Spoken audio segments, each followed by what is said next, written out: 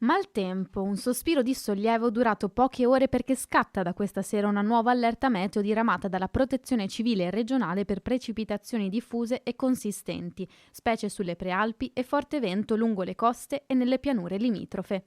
Entità delle precipitazioni che fortunatamente dovrebbe essere inferiore agli eventi di questa settimana. Fino a questa mattina ancora in zona rossa per criticità idraulica le zone bagnate da Tagliamento Lemene e Livenza, quest'ultimo sorvegliato speciale. Ha raggiunto l'altezza di 5,25 m al momento, è rimasta costante, quindi insomma siamo propositivi da questo punto di vista, speriamo inizi a calare. Piena che durante la giornata non ha accennato a diminuire, motivo per cui, sebbene non ci sia il rischio di esondazione, il Livenza resta costantemente monitorato con la protezione civile, pronta ad intervenire anche in vista delle precipitazioni attese durante la notte.